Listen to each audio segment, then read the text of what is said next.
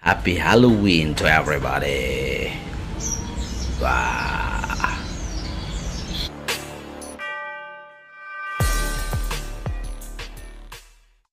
Hello everyone.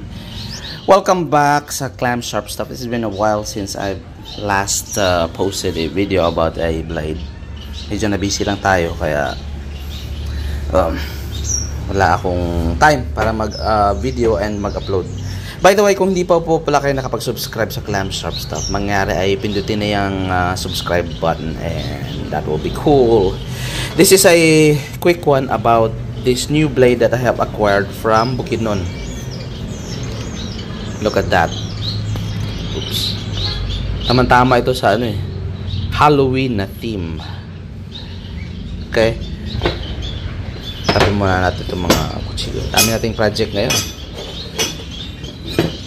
But this one is not mine. I didn't make this knife. This came from Dangkagan, Bukidnon. At ito'y gawa ni Jun Michael Kipanes. Napakagaling na bata ito. So ito, yung knife na gawa sa atin ni Jun Michael Kipanes of Dangkagan, Bukidnon. Napakagaling na mama ito mag-ukit to. This is my second knife from him. The first one ay yung may demon na pommel. So bali that time nang nagpagawa ko, dalawang design yung pinadala ko sa kanya. It took him quite some time before nagawa niya yung second design ko. Marami na kasing nagpapagawa sa kanya dahil he's got great crafting skills. Maganda rin yung niya, eye for the design, for the shapes, the curves, things like that. Pasensya pala sa boses ko, may konting ubo tayo. So, originally I wanted a skull na yung nakanganga.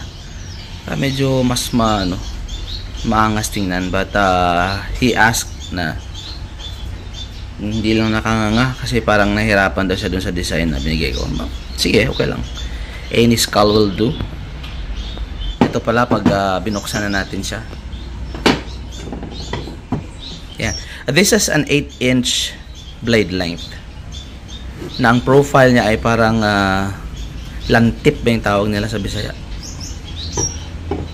Parang punyong sa Ilonggo. Basta, this is a common shape of blade sa amin dito sa Mindanao. Because very utilitarian. It's got a good belly. Food preparation and other sort of things. Pwede sa kusina kasi ito Pero makapal din naman siya. That can work as a cleaver also. Very common shape. Can process fish, meat, and vegetables. And all other stuff.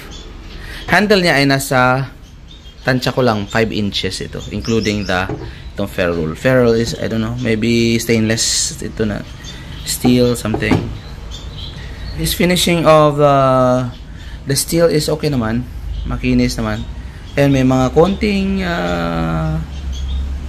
rust formation.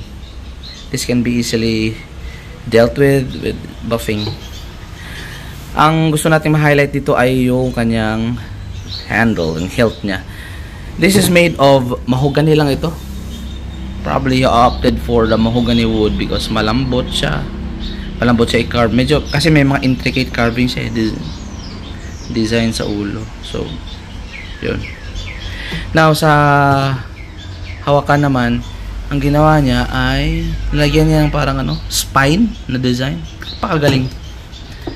And then for the sheath, he went with this theme na spine. So, ganun din.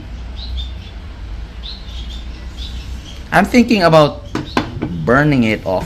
Lagyan ko susunugan ko para mangitim and magkaroon ng other coloration, but we'll see about that. Baka pumangit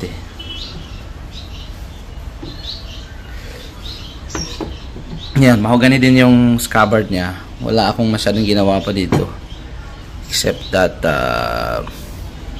yan, busy pa ako hindi ko na galaw talaga itong knife na ito.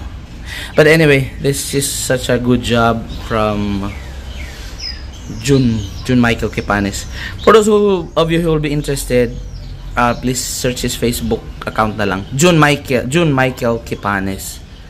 Huwag kayo sa akin magtanong kung magkano ang presyo niya sa akin, because his pricing varies individually, depende sa customer niya, depende sa gaano ka-complicated yung build and things like that. So here it is now.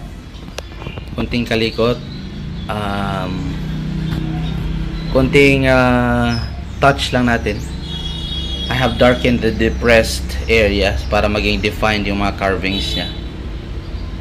A little polishing and a little blowtorch, and ganyan ang itsura niya. It's more rustic, more parang mas makaluma sa tingnan. Kanina kasi parang plain na plain yun eh, yung bagong carve siya na look. So this is much better. What can you say, mga kaibigan? So there you go.